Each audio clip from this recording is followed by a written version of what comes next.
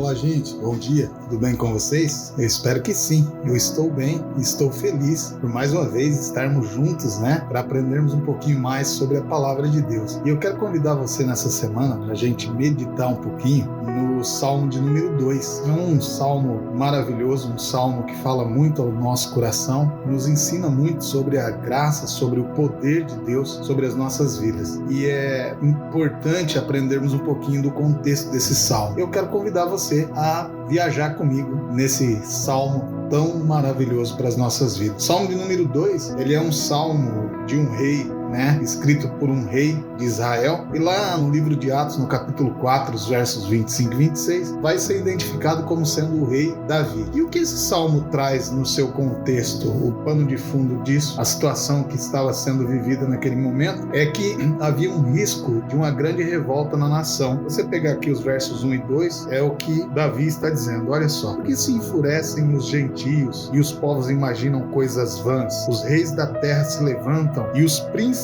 conspiram contra o Senhor e contra o seu ungido, dizendo: rompamos os seus laços e sacudamos de nós as suas algemas.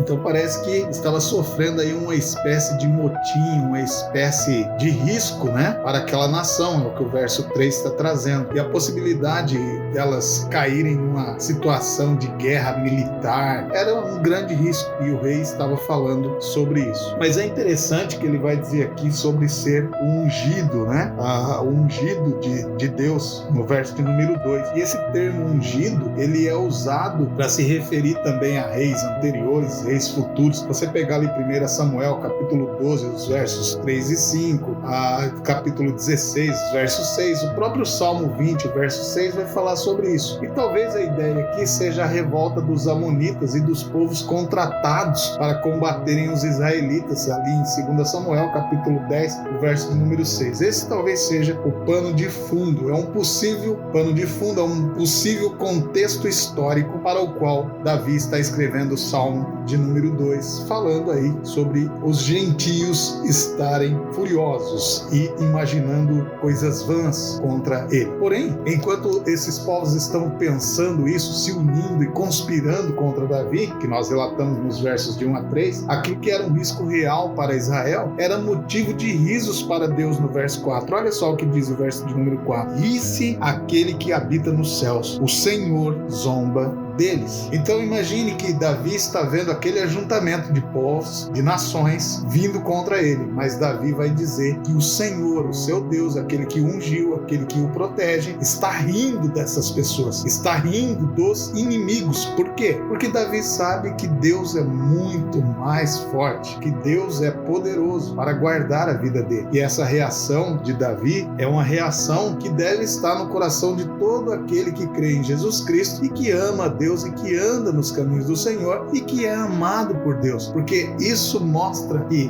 Deus é onipresente, onipotente e onisciente, que Deus é soberano e pronto em poder e força para livrar. O próprio Deus demonstra o motivo daquele ajuntamento de povos e de planos daqueles povos serem inúteis, porque o próprio Deus vai dizer: eu ungi o meu rei sobre Sião. É isso que ele vai dizer, eu ungi o meu rei sobre Sião. Ou seja, Davi não está pautado numa situação apenas dele. Davi está pautado naquilo que Deus disse. Deus está chamando Davi de seu rei. E de fato, quando nós observamos, quando Samuel vai para ungir Davi, o próprio Deus disse que já tinha escolhido alguém. Então Davi é o escolhido de Deus. E Davi então desfruta da proteção de Deus. E desse modo, levantar-se contra o rei Davi naquela ocasião era se levantar contra o Deus que colocou o rei Davi lá. Não era possível vencê-lo, porque uma luta contra Davi naquelas circunstâncias era uma luta contra o próprio Deus. E eu quero dizer a você nessa manhã que talvez esteja enfrentando uma guerra muito grande, preocupado demasiadamente com a situação, que se você está no centro da vontade de Deus e que Deus o ama e que você é filho dele e que você descansa nele, não se preocupe, porque as tuas guerras não são tuas guerras, as tuas lutas não serão apenas tuas lutas, porque as tuas lutas serão também